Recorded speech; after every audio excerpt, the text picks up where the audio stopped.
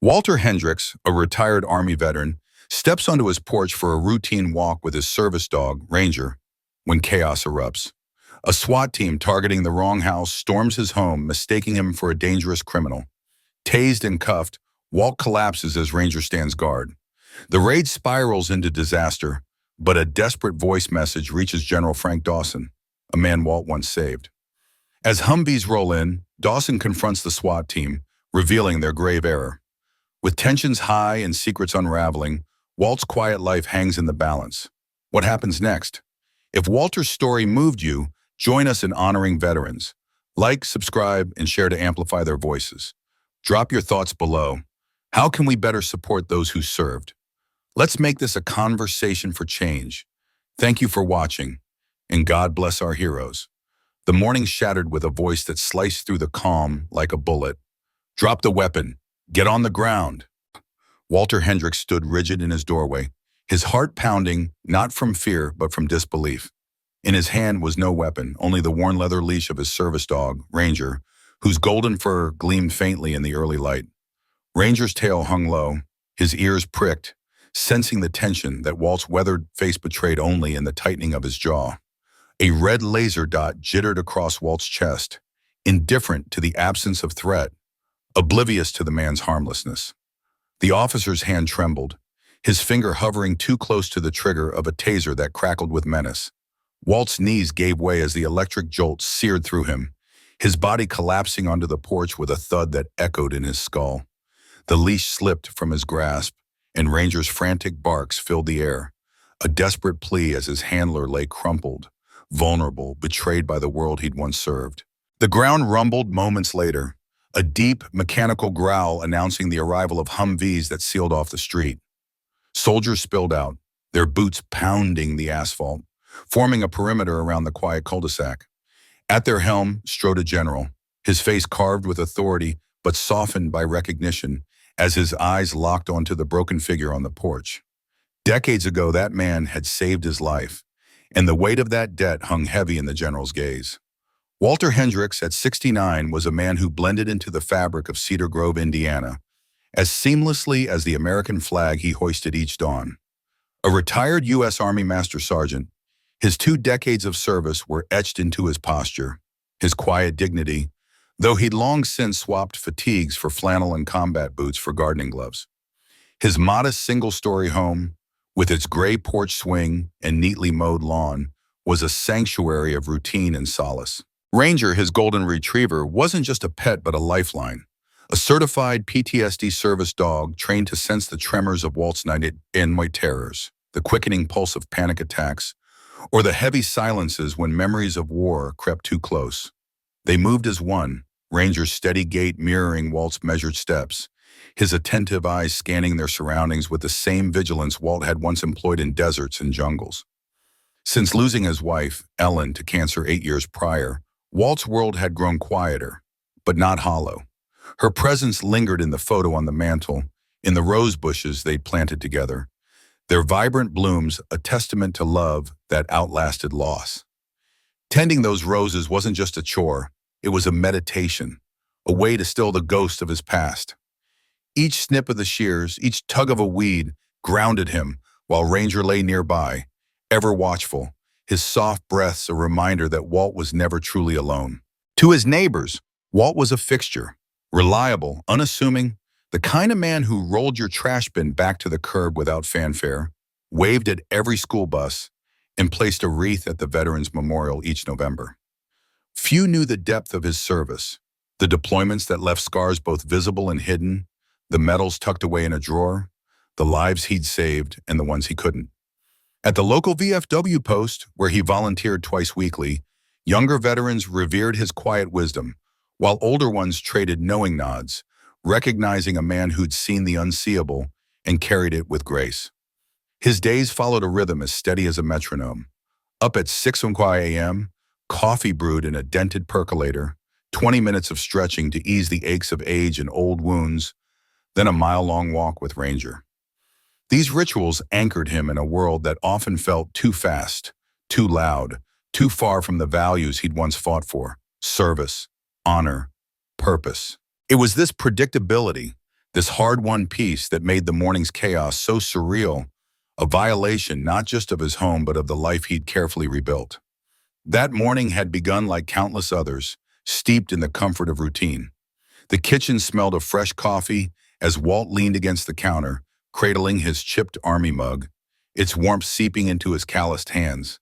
He savored the first sip, letting the bitter heat ground him as he gazed out the window. Spring was stirring in Cedar Grove, the air crisp with promise, a light breeze teasing the budding maple tree in the front yard. Ranger sat by the door, his tail tapping a gentle rhythm, eager for their daily walk, a slow, deliberate mile past the Veterans Memorial, where Walt sometimes paused, his thoughts drifting to faces long gone. The simplicity of it all was what Walt cherished, the quiet, the familiarity, the absence of chaos. He'd earned this calm, paid for it with years of sacrifice, and each morning felt like a small victory over the darkness that still lingered in his dreams. As he clipped Ranger's leash and stepped toward the door, he had no inkling that the world was about to crash into his porch, upending not just his morning, but the fragile equilibrium he'd fought so hard to maintain. The officers' shout, the taser's sting, the soldiers' boots, they didn't just shake Walt. They rattled the foundation of everyone who thought they knew the quiet man with the golden retriever. In the tender hush of dawn, Walt Hendrickx stood in his modest kitchen, the familiar scent of freshly brewed coffee curling through the air like a quiet promise of calm. The world outside was still cloaked in the soft gray of early morning, a time when the day felt like it could be molded into something gentle. He sipped from his mug, the warmth seeping into his calloused hands, grounding him. The ritual was sacred, coffee, quiet, in the loyal presence of Ranger, his German shepherd, who lay sprawled on the floor, eyes half closed but ever watchful. Walt's life had been built on structure, a hard-won peace after years of chaos in uniform. This moment, this stillness, was his sanctuary, a deliberate act to quiet the ghost that sometimes stirred in his chest before the sun rose. He glanced at the leash hanging by the door, its worn leather a testament to countless walks with Ranger, his partner in every sense. "You ready, buddy?" Walt's voice was soft, tinged with a warmth reserved for the bee who'd seen him through his darkest days. A faint smile tugged at his lips, the kind that carried both affection and the weight of unspoken memories. Ranger's ears twitched, his head lifting as if he understood the question wasn't just about their morning routine, but about their shared readiness for whatever the day might bring. But before they could step into the cool air, a sound shattered the stillness, sharp, jarring, unnatural. Tires screeched just beyond the fence, the noise slicing through the quiet like a blade. Then came voices, shouted commands, raw with adrenaline, muddled by urgency. Walt's brow furrowed, his pulse quickening, not with fear but with the instincts of a man who'd faced danger before and learned to meet it with steady resolve. He moved to the front door, Ranger at his side, the leash already clipped to the dog's collar. His hand rested lightly on the doorknob, hesitation warring with curiosity. When he opened the door, the scene that greeted him was a surreal blur, like something torn from a nightmare that didn't belong in his quiet suburb. Men in tactical gear spilled from black vans, their rifles raised, faces hidden behind helmets and masks. The sight sent a jolt through Walt's chest. Not panic, but a cold, disorienting confusion. These weren't neighbors or deliverymen. They were a coordinated force moving with precision, and they weren't heading for the house next door. They were coming for his. "Police, search warrant, hands where we can see them." The shout was sharp, aggressive, splitting the air. Walt's training kicked in, a reflex honed by years of discipline. He stepped onto the porch, slow and deliberate, raising his hands with a calm that belied the storm brewing inside. Ranger stood firm beside him, ears perked, body taut but not aggressive, his loyalty a quiet anchor in the chaos. "This is my house," Walt said, his voice clear and steady, though his mind raced. "Wrong address. Has to be. They've got the wrong guy." He wanted to believe it was a mistake, that reason would prevail. But the air crackled with tension, and the men advancing toward him didn't seem interested in explanations. "He's got a dog! Watch the dog!" another voice snapped, cutting through Walt's attempt to speak. He felt the leash in his hand, the familiar weight grounding him, as Ranger let out a low, cautious growl. Not a threat, but a warning, a signal of the dog's unwavering devotion. Walt's heart sank. He knew how this could spiral. He'd seen fear turn men reckless, seen split-second decisions shatter lives. One of the younger officers, eyes wide with inexperience, took a step closer, his hand twitching toward his belt. "Taser! Taser! Taser!" The words came too fast, a panicked chant, and before Walt could protest, before he could clarify that Ranger was no threat, the wires shot out glinting in the dawn light. The taser hit him square in the chest, a vicious pulse of electricity ripping through his body. His muscles seized, his legs buckled, and the coffee mug slipped from his grasp, shattering on the porch with a sound that echoed in his ears like a gunshot. He collapsed, the impact against the wooden boards jarring his bones, sending a shock of pain through his already convulsing body. The world tilted, his vision blurring as the air left his lungs. Above him, Ranger's frantic barks pierced the chaos, the dog circling his fallen handler, his instincts shifting from alert to fiercely protective. Walt's chest burned, his breath shallow and ragged, but his mind clung to one thought: Ranger, keep him safe. The porch felt cold beneath him, the rough grain of the wood pressing into his cheek. He couldn't move, couldn't speak, only feel the disorienting haze of pain and confusion. This wasn't a battlefield. It was his front yard, the place where he'd planted flowers last spring, where he and Ranger played fetch on lazy afternoons. Yet here he was, surrounded by shouts, the metallic click of gear, the heavy thud of boots. The leash slipped from his hand, and with it, a piece of the control he'd fought so hard to maintain. Ranger stood over him, barking sharply, his eyes locked on the approaching officers, his body a shield between Walt and the chaos. In that moment, Walt's heart ached not for himself but for his dog, whose loyalty was unwavering even as the world unraveled. The chaos that followed was a relentless storm. As Walt lay crumpled, still twitching from the taser's aftershocks, the SWAT team surged into his home like a tidal wave breaking through a fragile dam. Their boots pounded across the wooden floors he'd polished just yesterday, the sound reverberating in his skull. "Clear left! Back room secure! Kitchen's clean!" The commands were clipped, mechanical, each one a violation of the sanctuary Walt had built. Drawers were yanked open, their contents spilling onto the floor. Photographs, moments of his life captured in quiet frames, tumbled from the walls. Books, carefully arranged on shelves, were tossed aside like debris. The air, once heavy with the comforting scent of coffee, now carried the sharp tang of sweat and dust, the residue of adrenaline-fueled intrusion. Outside, Walt's mind was a fog of pain and disbelief. His wrists were bound behind his back with zip ties, the plastic biting into his skin as his cheek pressed against the warm concrete of the porch steps. Every attempt to speak came out as a dry, useless croak, his throat tight with the effort. Ranger's barks grew more desperate, the dog refusing to leave his side, his teeth bared as an officer stepped too close. "Dog's out of control!" someone shouted, the words slicing through Walt's haze like a warning shot. His heart pounded, a surge of dread cutting through the pain. Not Ranger. Please, not him. He heard the unmistakable click of a safety being switched off, a sound that carried the weight of finality. His vision swam, but his mind screamed, willing his body to move, to protect the one constant in his life. The moment hung on a knife's edge, the air thick with the threat of tragedy, until another voice, calmer, steadier, cut through the noise, a fragile lifeline in the storm. The morning air hung heavy with tension, a brittle quiet shattered only by the crackle of radios and the distant, frantic barking of a dog.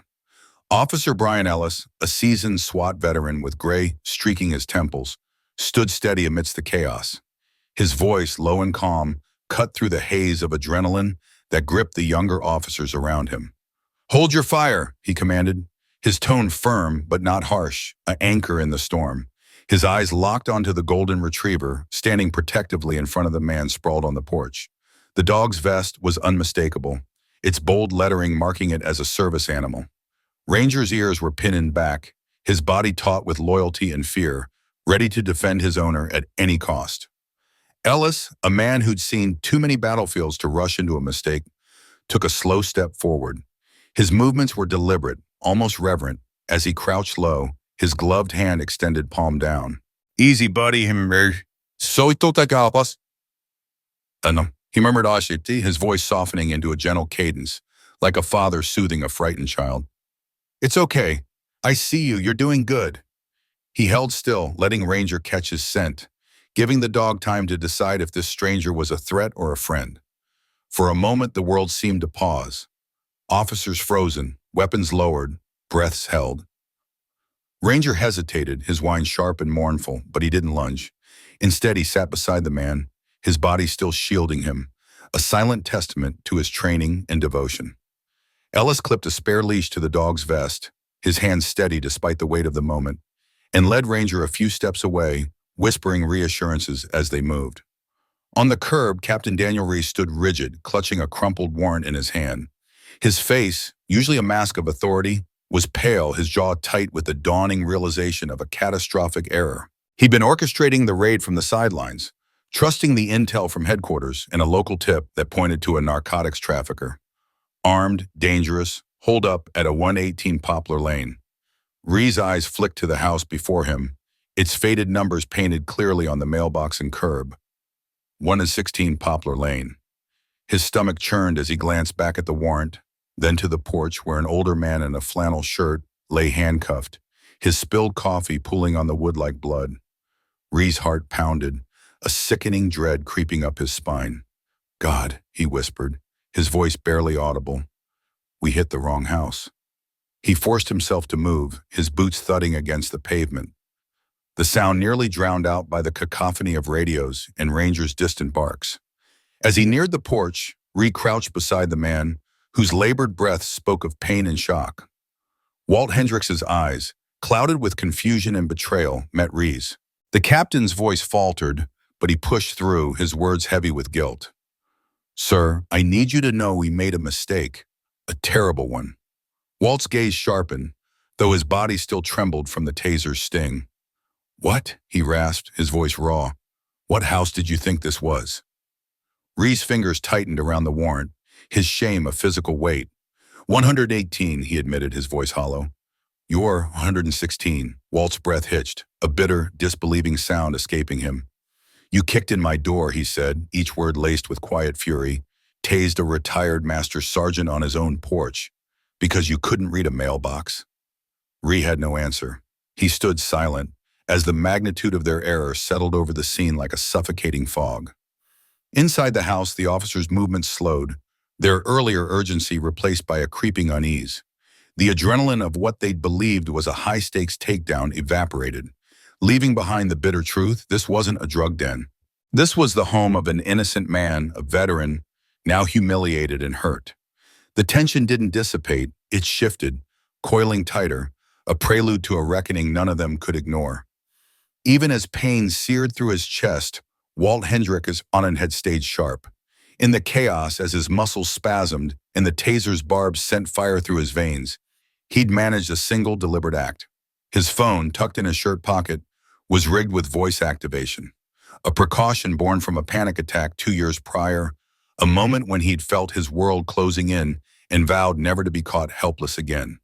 With one last twitch of his hand, he'd tapped the device, sending a garbled, desperate message to a select group of contacts. It's Walt. My house. Something's wrong. They think I'm... Help. The words were fragmented, but their urgency was unmistakable.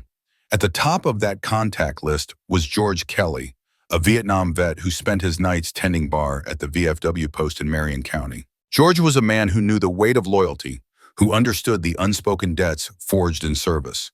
When Walt's message hit his phone, George didn't hesitate. His fingers trembled slightly, not from fear, but from the protective instinct that had never faded since his own war days. He forwarded the message to someone he knew would act, someone who owed Walt more than most, General Frank Dawson. Dawson was a man forged by fire, his career built on the foundation of a single, defining moment decades ago. As a young, brash lieutenant in a foreign jungle, he'd been pinned under enemy fire, his leg torn open, his convoy burning around him. It was Walt Hendrickx, then a master sergeant, who dragged him to safety, Not with grand heroics, but with the quiet, unshakable resolve of a man who simply did what needed doing. Walt's silence had always carried more weight than any speech, his actions louder than any promise. Dawson had never forgotten that debt, carrying it like a talisman through every promotion, every command. So when his phone buzzed during a National Guard disaster drill at Camp Atterbury and George's message flashed across the screen, "Walt's in trouble. SWAT hit his house. He's down." Dawson's world narrowed to a single point. He stood abruptly, his voice cutting through the hum of the exercise. "We're moving," he barked to his quick reaction force, his tone leaving no room for debate. 3 Humvees and a support truck were diverted from the drill, their engines roaring to life as Dawson briefed his operations chief. "Cedar Grove, veteran down, friend, civilian authorities screwed up." The chief hesitated, his voice cautious. "Sir, with respect, this is outside protocol." Dawson's eyes burned with a quiet fury. "So is tasing a decorated master sergeant on his own porch," he shot back. "Let's move." As the convoy sped toward Cedar Grove, the weight of Walt's message rippled outward, a stone cast into still waters. What had begun as a catastrophic mistake was now a collision course, one that would force truth to the surface and debts to be repaid. The convoy roared to life, engines growling as they surged forward, their dimmed headlights slicing through the Indiana night. The rural landscape whipped past in a blur of shadowed fields and quiet farmhouses. The only sound inside the vehicle equals the clink of gear and the steady breathing of soldiers steeling themselves for an operation few could fully grasp. For most, it was a mission, a directive to follow. But for General Frank Dawson, seated in the lead Humvee, it was something far heavier. A reckoning, a promise kept, a debt woven into the fabric of his soul. As the National Guard rolled toward Poplar Lane, the neighborhood wore a mask of eerie calm. Behind every drawn curtain, though, eyes peered out, hearts racing. The residents had witnessed the chaos earlier that evening, the blinding flash of SWAT lights, the crash of a battering ram, the shouts that shattered the suburban stillness. Now a new sound rumbled through the air, low and unrelenting, like distant thunder drawing near. Military vehicles, olive drab and imposing, turned onto the block, their tires grinding against the asphalt. Captain Rhee, the SWAT commander, stood amid his team, his face a mix of exhaustion and unease. His men were still grappling with the weight of their mistake, the sting of their misjudgment burning in their chests. They looked up as the Humvees came to a halt, their doors swinging open with military precision. Soldiers in full ACU combat uniforms spilled out, moving with a quiet, disciplined purpose that stood in stark contrast to the earlier pandemonium. No raised voices, no reckless urgency, just control, cold and absolute. Then the lead Humvee's door opened, and General Frank Dawson stepped onto the pavement. His boots struck the ground with a deliberate thud, his face carved from stone, unreadable to those who didn't know him. But his eyes, sharp, searching, betrayed a storm within. They swept the scene, taking in every detail. The overturned porch chair, the shards of a shattered coffee mug glinting under the streetlights, the front door of the Hendrickx home sagging on its hinges like a wounded soldier. And there, slumped near the porch steps, was Walt Hendrickx, handcuffs biting into his wrists, his service dog, Ranger, pressed loyally against his side. Walt looked like a man who'd been dragged through a battlefield, his face bruised, his eyes hollow with shock and something deeper. Betrayal. The sight hit Dawson like a punch to the gut. This was no stranger. This was Walt, the man who'd once pulled him from the jaws of death, the man who'd given everything to a country that had now turned on him. Dawson didn't hesitate. He strode past Captain Rhee without a glance, ignoring the SWAT team's lingering presence. His focus was singular, his steps measured but urgent. He knelt beside Walt, the gravel crunching under his knees, and placed a steady hand on the veteran's shoulder. "It's me, Walt," he said, his voice low, almost tender but laced with unshakable resolve. "It's Frank. I'm here now." Walt's head lifted slowly, his gaze clouded with pain and confusion. For a moment he seemed to search Dawson's face, as if trying to pull a memory from the fog. Then recognition flickered, faint but real. "Didn't think I'd see you again," Walt rasped, his voice raw, scraped thin by the night's ordeal. Especially not on my damn lawn. A ghost of a smile tugged at Dawson's lips, though it didn't reach his eyes. You dragged me out of hell once, he said softly. Figured I owed you the same. In that moment, the air shifted. This wasn't about containment or protocol anymore. It was about honor, about righting a wrong that cut deeper than any blade. Standing at the edge of the Hendrickx property, Dawson felt the weight of the scene settle into his bones. He'd seen war zones less chaotic than this quiet street, where the wreckage told a story of violation and mistrust. The broken door, the scattered debris, the faint smell of ozone from the taser, all of it churned his stomach. But it was Walt's eyes that haunted him most. They weren't just dazed from the physical blow. They were wounded by something far worse. Walt had served with unwavering loyalty, had carried the flag through fire and blood. He'd come home to this house, this porch, this small corner of the world he'd defended with pride. And tonight, that same nation had stormed his sanctuary, cuffed him like a criminal, and nearly gunned down the dog that was his lifeline. The betrayal burned in Walt's gaze, and it mirrored the fury rising in Dawson's chest. Captain Rhee, Dawson said, his voice slicing through the tense silence like a blade. The SWAT commander spun around, his eyes wide with a mix of dread and defensiveness. Sir, Rhee began, but Dawson cut him off, his tone cold and unyielding. Your team is done here. Stand down. Withdraw from the property immediately. Leave all files, warrant copies, and evidence logs with my executive officer. Rhee's mouth opened, then closed, his face paling. But General, we had a warrant. It was the wrong house. Dawson's eyes narrowed, his voice dropping to a dangerous edge. You assaulted a decorated veteran, nearly shot his service dog, and turned his home into a war zone. On my watch, not today.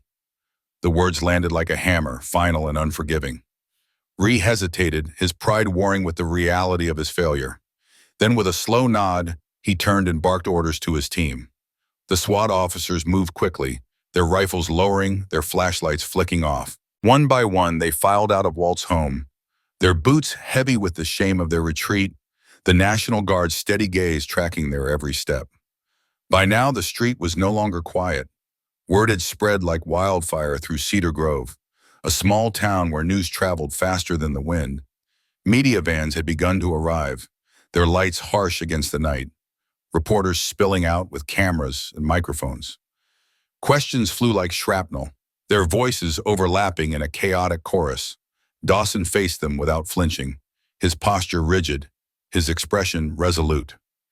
This man, he said, his voice carrying over the clamor as he gestured toward Walt, is Master Sergeant Walter Hendrickx, retired, a combat veteran, a patriot, a man who gave his life to the service of this country. Tonight, due to a catastrophic failure of protocol, he was assaulted in his own front yard. He paused, letting the weight of his words sink in, his eyes burning with conviction. Let me be clear. This is unacceptable. You don't treat veterans this way. Not on my watch. As Dawson spoke, a medic knelt beside Walt, her movements gentle but efficient. She checked his vitals, her hands steady despite the tension in the air. Walt's breathing was shallow, his face etched with pain, but he managed a faint nod as the medic murmured reassurances. Ranger, ever vigilant, stayed close, his eyes flicking between Walt and the strangers around them. For Walt, the world was still a haze of disbelief, but Dawson's presence anchored him, a lifeline in the storm. For Dawson, this was more than a rescue.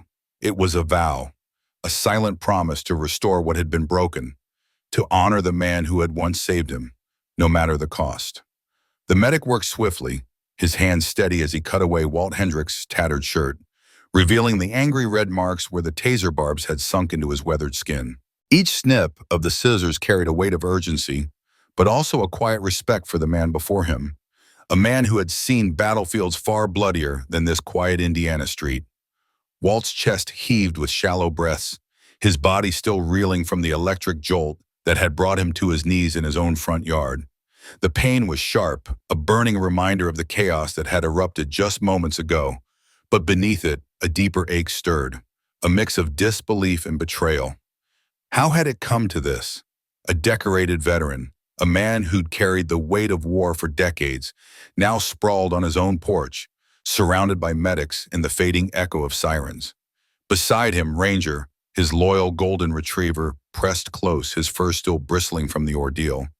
The dog's trembling had eased, but his dark eyes remained wide, darting between Walt and the strangers around them. Ranger's instincts screamed to protect, to stand guard, but the gentle touch of a second medic, trained in canine care, soothed him. She knelt low, her voice soft as she offered a bowl of water, her hands carefully checking Ranger's pulse and breathing for signs of stress.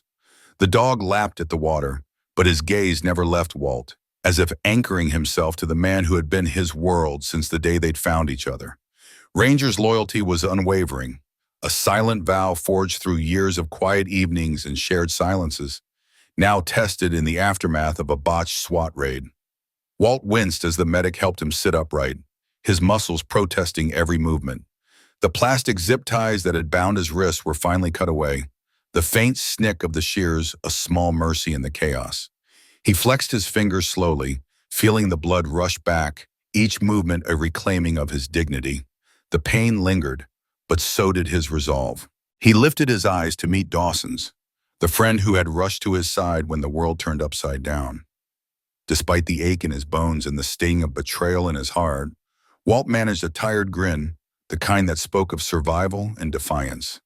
"Well," he rasped, his voice rough from the strain, "didn't think I'd need backup in my own damn yard." Dawson crouched beside him, his chuckle warm but tinged with relief. His eyes, usually sharp with the weight of his own battles, softened as he looked at Walt.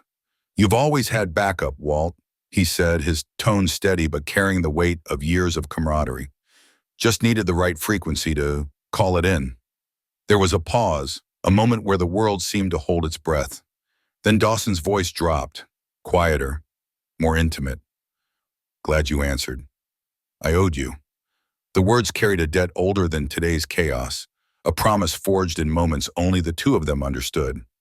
"And I always pay my debts." For a moment, they sat in silence, the weight of the day settling around them. Ranger rested his head on Walt's knee, his warmth a grounding force, a reminder that some bonds could withstand even the worst storms. The clamor of the retreating SWAT team faded into the distance, leaving behind a stillness that felt both heavy and hopeful.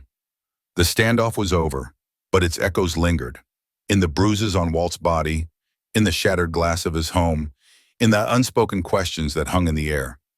Yet, in that quiet, something shifted. Walt Hendrickx, battered but unbroken, was no longer just a name on a mailbox. He was a symbol, a spark that would ignite change. As the sun dipped below the horizon that evening, the governor of Indiana stepped up to a podium outside the state capitol. The flags behind him swayed gently in the warm breeze, their soft flutter a stark contrast to the gravity of the moment. The air was thick with tension. The crowd hushed as they awaited his words. A video of Walt, a proud veteran, a man who had served his country with honor, being tased on his own porch had spread like wildfire across social media, searing itself into the nation's consciousness. The images were inescapable. Walt's body crumpling, Ranger's desperate barks, the SWAT team's aggressive sweep of an innocent man's home. The outrage was immediate, uniting voices from every corner of the country in a rare moment of shared indignation. The governor's face was somber, his voice steady but laced with regret as he began. "I stand here tonight to offer a full and unreserved apology to Master Sergeant Walter Hendrickx, U.S. Army, retired, and to every veteran who witnessed today's events with disbelief and heartbreak. What happened on Poplar Lane was not just a mistake. It was a disgrace, a failure of the systems meant to protect our citizens." His words were a spark, setting off a chain reaction that would ripple far beyond this moment. An internal investigation was launched before the night was over. SWAT Captain Rhee, the man who had overseen the raid, was placed on administrative leave, his career now hanging in the balance. The rookie officer who had fired the taser, barely 6 months into the job, was suspended, his inexperience no shield against the consequences of his actions. The department's intelligence unit, responsible for the catastrophic error in the warrant's address, faced a full audit of their procedures. their failures laid bare for all to see. The public's response was unlike anything in recent memory. Support for Walt poured in from every corner of the nation. Strangers sent letters, their words filled with empathy and outrage. Veterans from California to Maine mailed challenge coins, unit patches, and handwritten soils, each one a testament to Walt's service and a condemnation of the injustice he'd endured. One letter from a retired Marine gunnery sergeant carried a single powerful sentence. "You stood tall so we could walk free. We won't forget what they did to you." The words struck Walt deeply, a reminder that his fight, his pain, resonated far beyond his own life. News outlets ran story after story, their headlines screaming, "Decorated veteran, tased in his own yard. Golden Retriever guards veteran shifter botched raid from combat hero to SWAT victim. America react." Each story chipped away at the system's armor, exposing its flaws and demanding accountability. Meanwhile, Walt's home, battered from the forced entry and the SWAT team's reckless sweep, began to heal. Not through a city contractor or a cold insurance claim, but through the quiet, purposeful work of a group of National Guard engineers. They arrived the next morning, dressed in plain work clothes, tool belts slung low. They didn't speak much, didn't need to. A salute, and they set to work repairing the splintered door, repainting the scarred frame, replacing the shattered glass in the living room window. One soldier, noticing a leaky kitchen faucet, fixed it without a word, his half-smile saying more than any speech could. "Figured you had enough on your plate," he muttered, his voice gruff but kind. It wasn't charity, it was respect, the kind that runs deep between those who've served, a bond that needs no explanation. Walt never asked for money, never sought the spotlight, but the city, facing a public relations nightmare and the looming threat of a lawsuit, offered a substantial settlement.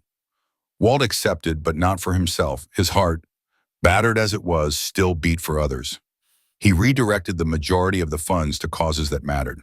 Veterans organizations, local shelters, programs for those who, like him, had been let down by the systems meant to protect them. In that act, he turned his pain into purpose, his story into a call for change.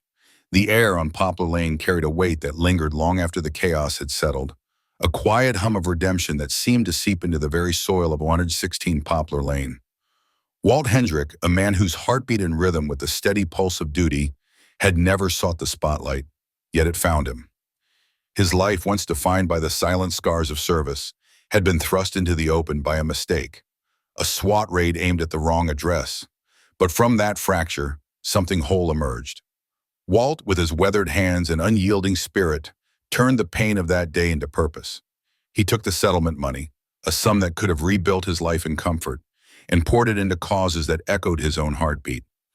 Half went to the Marion County Veteran Services Center, a place that became a lifeline for those who carried the invisible wounds of war.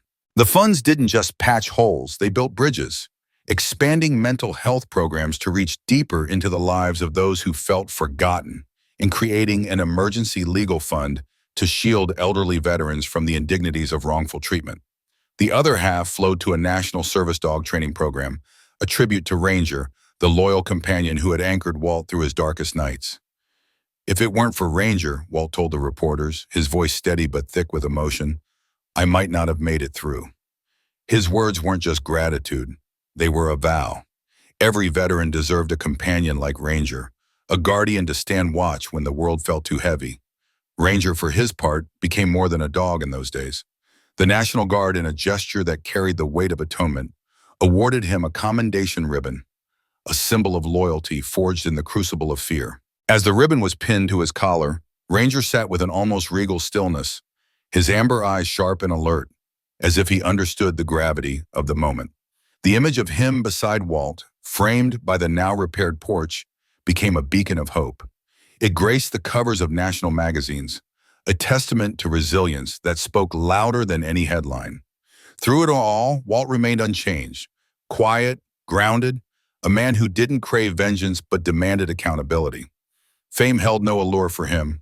His heart was set on a safer nation for those who had already paid its price in blood and sleepless nights. And so, piece by piece, redemption found its way to Poplar Lane, not through grand gestures, but through the quiet mending of a broken moment. In the days that followed, Poplar Lane transformed in ways no one could have predicted. The neighborhood, once a tapestry of quiet mornings and privacy fences, became a living testament to unity. It began with a single knock on Walt's door. Mrs. Kepler, a widow from 2 houses down, stood there, her hands trembling slightly, as she clutched a casserole dish wrapped in a faded towel. "I wasn't sure what you liked," she said, her voice soft but warm, like a hearth fire on a cold night. "It's chicken and rice, it's warm." She didn't linger, didn't need to. Her small gesture, the squeeze of Walt's arm as she turned to leave, carried the weight of an apology for a wrong she hadn't caused. Walt stood in the doorway, watching her retreat, a lump in his throat he couldn't quite name. By afternoon, the Andersons arrived with an apple pie, its crust golden and fragrant, a quiet offering of neighborly care. Then came lasagna, still steaming from the oven, and cornbread wrapped in foil, its edges crumbling with warmth. A stack of handwritten cards from the community church piled up on Walt's counter, their words simple but heartfelt. Prayers, thanks, apologies for not knowing him sooner. By the third day, his dining table groaned under the weight of casseroles, desserts, and notes, each one a thread stitching the neighborhood back together.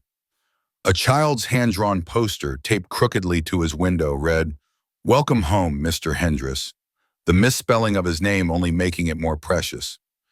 But it wasn't just food that poured in, it was something deeper, something that felt like belonging.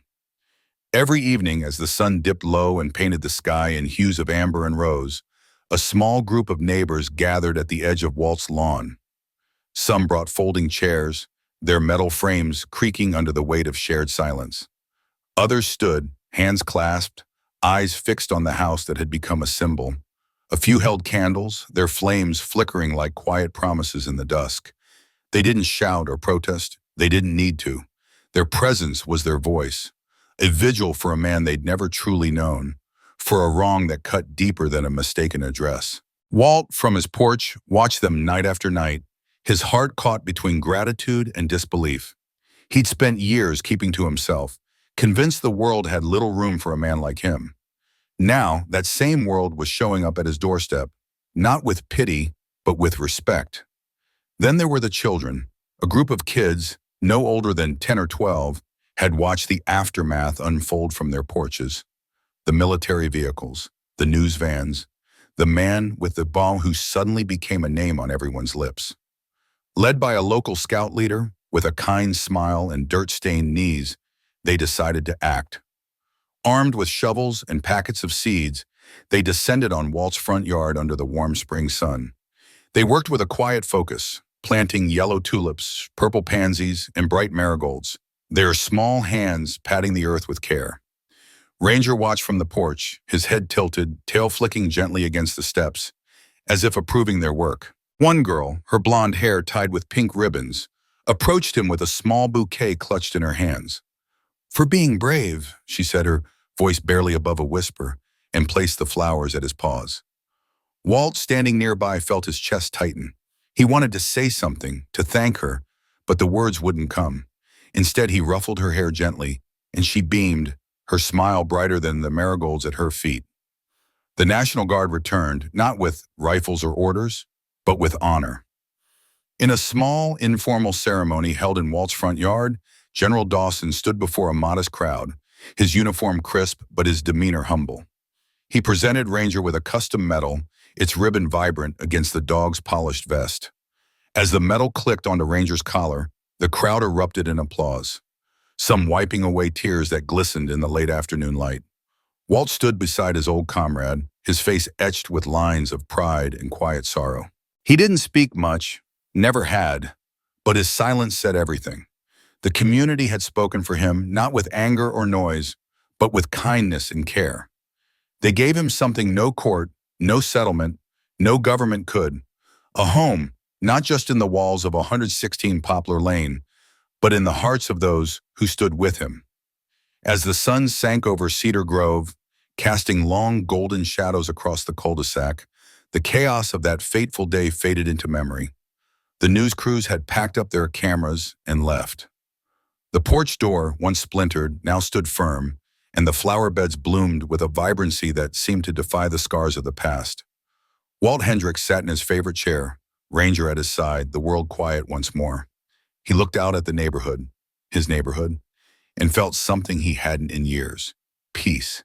It wasn't perfect, but it was enough. And in that moment, with the scent of tulips in the air and the warmth of a community's care in his heart, Walt knew he was home. Walter Hendrickx sat in his well-worn rocking chair, its familiar creak a quiet companion to his thoughts. A thick wool blanket, soft and heavy, rested across his lap, warding off the faint chill of the Indiana afternoon. In his hands, he cradled a steaming mug of coffee, its warmth seeping into his palms. This one hadn't been spilled or shattered, a small victory that felt larger today. Just beyond the porch, the American flag danced gently in the breeze, its red, white, and blue vivid against the endless stretch of clear sky. Walter's eyes traced its folds, as they always did, but today the sight stirred something deeper. A weight, a memory, a story woven into every thread. The flag wasn't just cloth, it was a ledger of sacrifice, a reminder of promises kept and prices paid. The screen door groaned softly, its hinges announcing the arrival of General Frank Dawson. No crisp uniform today, just a pair of faded jeans and a flannel shirt. The kind of outfit that spoke of a man finally at ease, shoulders unburdened by the weight of command. Frank's face broke into a warm grin as he stepped onto the porch.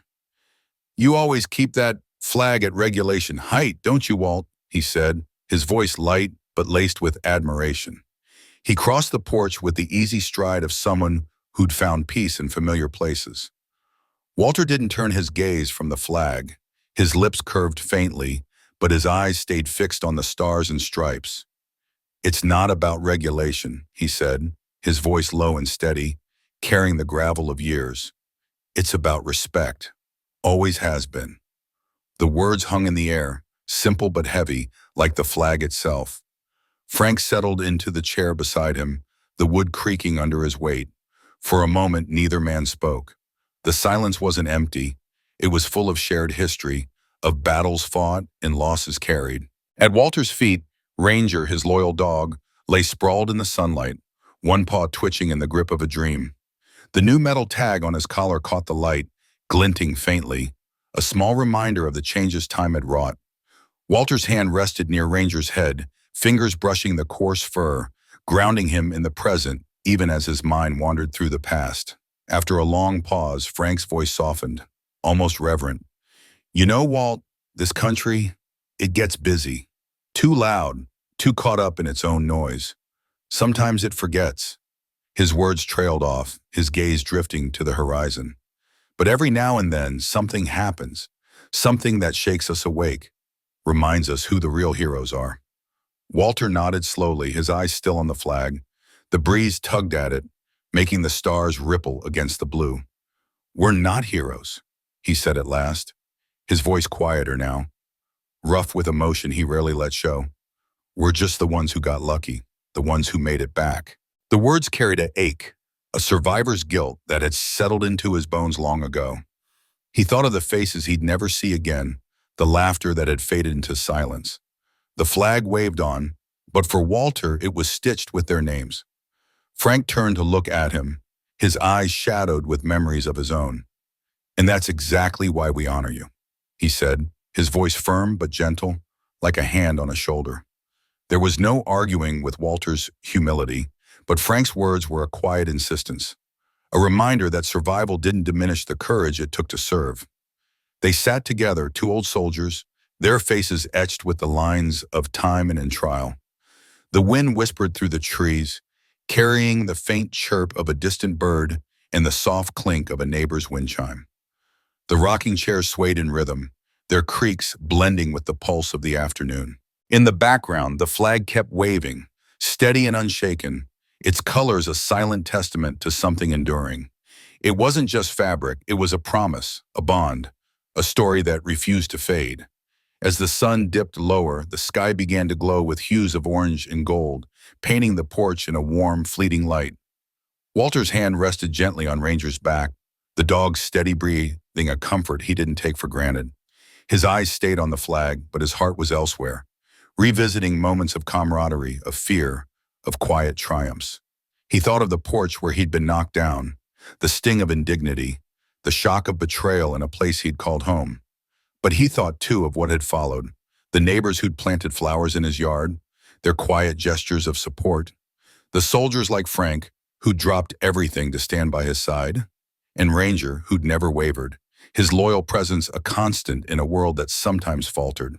The peace that settled over Walter now wasn't loud or triumphant. It didn't come from shouted justice or grand gestures. It came from dignity quietly restored, from the knowledge that his community, his country, hadn't looked away. This wasn't just a story about a mistake, a moment of cruelty on a porch. It was about what came after, the choice to stand up, to make things right, to honor what mattered. Walter Hendrickx had been knocked down, but the response had reminded him, and everyone watching, that dignity, honor, and community still held weight in America. In a world growing louder, more divided, there were still those who cared. Neighbors who tended gardens, soldiers who answered calls, dogs who stayed close. But the story also left a lingering question, one that gnawed at Walter's heart as he watched the flag wave. How many others, veterans like him, quiet and unyielding, had been overlooked, mistreated, or forgotten? How many carried their service in silence, mistaken for insignificance because no one paused to see? In a time when headlines flashed and attention flickered, perhaps the greatest act of respect was to slow down, to notice the quiet strength of those who'd served, and speak two up when justice veered off course. The sky deepened, the flag glowed in the last light, and Walter Hendrickx sat in his rocking chair, Ranger at his side, Frank nearby. The porch held them all, a tableau of resilience and redemption. This was America, not perfect, but as striving, a nation capable of remembering, of choosing to do better. And in that, Walter found peace.